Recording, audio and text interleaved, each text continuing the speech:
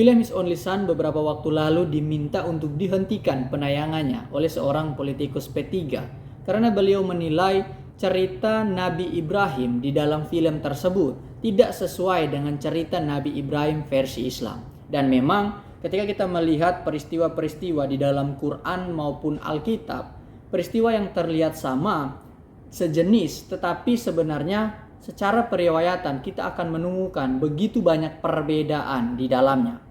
Pandangan ini sebenarnya sah-sah saja dalam ruang lingkup keimanan atau kepercayaan. Namun, dalam film tersebut jelas sekali di pembukaan sudah diinfokan atau diberitahu bahwa cerita dalam film tersebut itu didasari pada apa yang dicatat di dalam kitab Kejadian, yang adalah kitab suci dua agama besar, Yahudi dan Kristen. Maka dari itu, pastilah ketika film tersebut diadopsi dari kitab Kejadian, kita akan menemukan perbedaan cerita dalam film tersebut dengan versi Quran. Namun perbedaan tersebut tidak perlu dibawa dalam perdebatan yang tidak perlu, yaitu perdebatan yang sangat panjang, seperti mempertanyakan apakah versi Alkitab atau versi Quran yang benar. Nah, tentunya ini kurang elok ketika dibawa di dalam perdebatan. Tetapi sebagai orang-orang yang mempercayai kitab tersebut atau kitab masing-masing agama sebagai firman Allah, nah tinggal bagaimana kita dapat memberikan penjelasan dari perspektif keyakinan kita masing-masing dan tidak perlu dibanding-bandingkan cerita satu dengan yang lainnya. Seperti yang dicatat di dalam kitab Kejadian sebagaimana yang diimani oleh umat Kristen sebagai firman Allah, tidak pernah ada kita akan menemukan perdebatan atau kekaburan informasi tentang peristiwa Abraham sejak ia dipanggil dari Mesopotamia sampai kepada kematiannya. Kita tidak akan menemukan kontradiksi atau kekaburan informasi di dalam teks-teks Kejadian berkaitan dengan peristiwa Abraham. Dan bahkan khususnya pada peristiwa yang difilmkan dengan judul His Only Son, jelas sekali Alkitab dengan tegas mencatat tanpa ada keraguan bahwa pastilah Ishaklah anak tunggal Abraham dari istrinya yang sah bernama Sarah ketika ia hendak dikorbankan sesuai dengan ujian iman dari Tuhan kepada Abraham. Sebab jelas sekali Abraham ini baru dipanggil dari negeri para penyembah berhala untuk berjalan bersama dengan Allah yang benar, pencipta langit dan bumi, dalam rencana Allah yang indah, yang mulia bagi seluruh umat manusia. Jadi Abraham masih ada dalam fase pembentukan langsung dari Allah. Namun peristiwa Abraham mengorbankan anaknya yang tunggal ini seringkali menimbulkan atau menyisahkan pertanyaan yang kita sebagai orang Kristen patut dan wajib untuk memberi jawaban. Bagaimana umat Kristen memandang tentang peristiwa Abraham hendak mengorbankan anaknya bernama Ishak. Dan setidaknya ada dua pertanyaan yang sering muncul berkaitan dengan peristiwa ini. Pertanyaan pertama, seberapa akurat kitab Kejadian melaporkan sebuah peristiwa? Di luar keyakinan iman Kristen dan umat Yahudi bahwa kitab Kejadian adalah firman Allah yang tanpa salah, dengan mengesampingkan keyakinan atau iman ini pun, orang Kristen dan umat Yahudi dapat memberikan pertanggungjawaban bahwa semua yang dicatat di dalam Alkitab berkaitan dengan peristiwa-peristiwa yang historis itu dapat dipertanggungjawabkan kebenarannya. Ada satu tradisi yang familiar dan umum bagi orang-orang timur dekat kuno, yaitu mereka terbiasa meriwayatkan sebuah peristiwa secara turun-temurun atau dikenal dengan tradisi lisan. Dan hal ini juga dapat kita menemukan bukti di dalam kitab Keluaran pasal 6 ayatnya yang ke-7. Di sana jelas sekali dicatat bahwa iman pengharapan umat Israel kepada firman Tuhan yang telah disampaikan kepada nenek moyang mereka dan kemudian diceritakan secara turun-temurun tanpa pernah terputus dari satu generasi ke generasi lainnya. Karena memang pada saat bangsa Israel ada di perbudakan di tanah Mesir, mereka itu belum memiliki kitab suci secara fisik di tangan mereka. Itu sebabnya setelah Israel keluar dari Mesir, dari tanah perbudakan, barulah Allah memerintahkan untuk mencatat semua yang Allah firmankan, yang Allah telah ilhamkan bagi para penulis Alkitab, termasuk Nabi Musa. Jadi tradisi lisan ini sudah membudaya dalam kehidupan orang Israel. Tidaklah mungkin cerita Abraham yang hendak mengorbankan anak tunggalnya Ishak itu keliru ataupun tertukar. Mengapa? Karena peristiwa ini sangat penting. Karena berkaitan dengan asal muasal dari satu bangsa yang menjadi umat kepunyaan Allah. Dalam hal ini bangsa Israel. Sehingga dengan menambahkan atau mengurangi cerita dari peristiwa tersebut akan berakibat fatal bagi generasi selanjutnya dari bangsa Israel. Jadi ketika ditanya seberapa akurat kitab Kejadian ketika melaporkan sebuah peristiwa, sangat dapat dipastikan dengan yakin kitab Kejadian melaporkan peristiwa tanpa ada kesalahan dari fakta yang pernah terjadi di masa yang lalu. Pertanyaan yang kedua berkaitan soal siapa anak tunggal Abraham.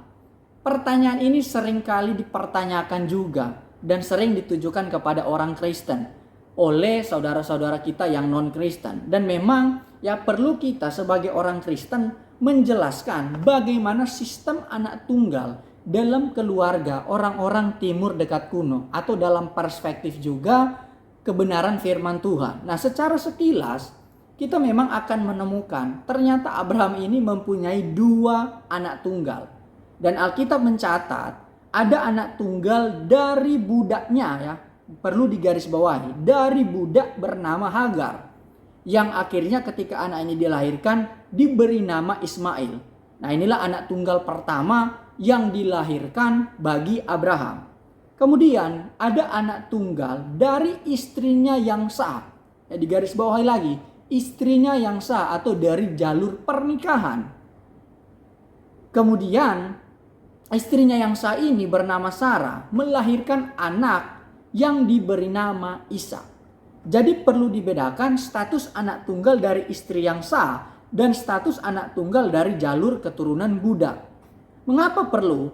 Karena akan berkaitan dengan status ahli waris dari orang tuanya dan tidak pernah ada orang tua yang memiliki anak yang sah dari istrinya dalam pernikahan itu mewariskan harta dan apapun yang dimiliki oleh orang tua tersebut kepada anak dari budaknya. Karena sudah sangat jelas ada anaknya dari istrinya yang sah, mengapa harus mewariskan apa yang dimilikinya kepada anak dari budaknya? Karena lebih berhak anak dari istrinya yang sah. Itu yang perlu diperhatikan. Dan sebenarnya hal ini juga Alkitab itu sudah nyatakan dengan tegas di dalam kitab Kejadian mengenai status anak tunggal Ismail dan status anak tunggal Ishak. Jika kita memperhatikan bagaimana kitab Kejadian itu mencatat kelahiran Ismail dan bagaimana kelahiran Ishak, kita akan menemukan perlakuan yang berbeda dari apa yang dicatat di dalam kitab Kejadian berkaitan dengan status anak tunggal ini dalam keluarga Abraham. Kita bisa melihat di dalam Kejadian 16 ayat 15 sampai 16. Nanti bisa diperhatikan huruf yang saya kasih bold kuning. Di sana dicatat begini, ayat 15. Lalu Hagar melahirkan seorang anak laki-laki bagi Abram, dan Abram menamai anak yang dilahirkan Hagar itu Ismail. Perhatikan, Abram menamai anak yang dilahirkan Hagar itu Ismail. Ayat 16, Abram berumur 86 tahun ketika Hagar melahirkan Ismail baginya.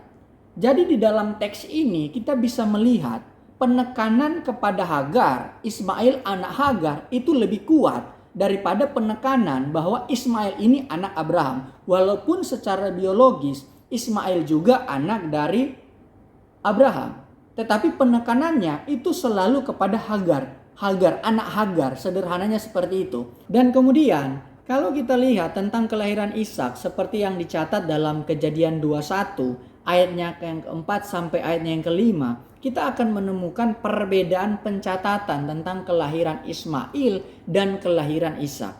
Ayat 4, perhatikan huruf yang saya kasih bold kuning. Dicatat di sana bahwa kemudian Abraham itu menyunat Ishak anaknya itu. Ishak langsung dikatakan anak daripada Abraham. tidak lagi mengatakan Abraham menyunat Ishak, anak yang dilahirkan Sarah baginya. Nama Sarah tidak muncul di sini, walaupun Sarah ini adalah istri yang sah yang melahirkan Ishak. Tetapi penekanan kepada Ishak yang adalah anak Abraham ditekankan di dalam ayat ini. Kemudian selanjutnya hal yang menarik dikatakan begini. Ketika berumur 8 hari seperti yang diperintahkan Allah kepadanya. Konfirmasi bahwa Ishak adalah anak tunggal yang dijanjikan Allah dibuktikan atau dinyatakan, ditegaskan lagi di dalam ayat ini. Dan jelas sekali, Ishak berarti ada di dalam rencana Allah. Dan memang Ishaklah anak tunggal yang sah yang dikehendaki oleh Allah. Ini penegasan di dalam teks ini. Karena jelas sekali seperti yang diperintahkan Allah kepadanya. Baru ayat 5, adapun Abraham berumur 100 tahun ketika Ishak anaknya lahir baginya. Kembali lagi ditegaskan bahwa Ishak anak Abraham tidak lagi menyertakan nama Sarah di sana. Di sini untuk menegaskan bahwa inilah anak tunggal yang sah yang dijanjikan Allah bagi keluarga Abraham. Dan teks-teks di dalam Alkitab sudah membuktikan perlakuan pencatatan daripada peristiwa kelahiran Ismail maupun peristiwa kelahiran Ishak. Jadi sudah sangat jelas bahwa kitab Kejadian atau firman Allah dengan tegas menunjukkan bahwa Ishaklah anak tunggal yang sah itu, yang kemudian akan menjadi ahli waris Abraham, bukan saja soal harta kekayaannya, namun juga setiap janji Allah kepada Abraham, khususnya menjadi jalur dari keturunan lahirnya Sang Mesias Allah yang dijanjikan itu, yang kemudian akhirnya digenapi di dalam diri Tuhan Yesus Kristus. Akhirnya janji-janji ini harus digenapi dari jalur keturunan Ishak, bukan dari jalur keturunan Ismail. Ini secara teologi, secara penekanan kebenarannya di sini. Dan dengan jelas juga ketika kita melihat di dalam Kejadian 22 ayatnya yang kedua, di sana disebutkan dengan tegas dan jelas bahwa anak tunggal yang diperintahkan Allah untuk hendak dikorbankan disebutkan namanya, yaitu Ishak. Jadi dalam iman Kristen maupun orang Yahudi, kita tidak berdebat soal siapa yang hendak dikorbankan pada waktu itu, apakah Ishak atau Ismail. Kita tidak pernah berdebat soal itu di dalam iman Kristen ataupun orang Yahudi, karena sudah sangat jelas teks menyebutkan nama bahwa yang hendak dikorbankan adalah Ishak. Itu sudah selesai. Nah, sehingga ketika ada pertanyaan yang datang kepada kita, apakah yang dikorbankan Ishak atau Ismail? Pertanyaan ini menjadi tidak relevan. Kenapa? Karena tidak pernah diperdebatkan di dalam pemikiran, pengajaran, dan pemahaman umat Kristen. Karena kita sudah clear dengan hal itu. Jadi, konfirmasi Ishak sebagai anak tunggal Abraham bukan hanya dari sudut pandang budaya keluarga atau status keluarga, status ahli waris pada waktu itu.